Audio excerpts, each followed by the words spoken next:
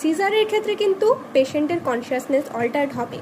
সিজারে পেশেন্টের যে neuronal discharge হবে সেটা অল্টার্ড হয়ে যাবে। আমাদের সকলের ব্রেনে যে নিউরনসগুলো আছে সেটা একটা ফ্লোতে নিউরোনাল ডিসচার্জ করে, কিন্তু সেই ফ্লোটা যখন অল্টার্ড হয়, ব্রেন যখন অ্যাবনর্মালভাবে নিউরোনাল ফায়ারিং করে, তখন হচ্ছে আমাদের সিজার হয়। এই সিজারের ক্ষেত্রে consciousness, perception, behaviour, motor movements চারটিই অল্টার্ড হবে। তো এপিলেপসিতে কি হবে? এপিলেপসি হচ্ছে সবচেয়ে বড় মেডিকেল এমার্জেন্সি এই চারটির মধ্যে। এপিলেপসির ক্ষেত্রে পেশেন্ট কন্টিনিউয়াসলি সিজারের মধ্যেই থাকবে। সিজার হচ্ছে পার্টিকুলার টাইম বাউন্ড, যে কিছুটা টাইম পরে সেটা স্টপ হয়ে যাবে।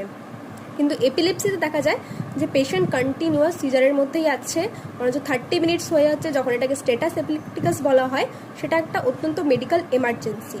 তো আশা করি তোমরা সবাই এটা বুঝতে পেরেছো যে এগুলোর পার্থক্যগুলো কি। পরবর্তীতে আমরা এগুলো নিয়ে আরও ভালোভাবে আলোচনা করব।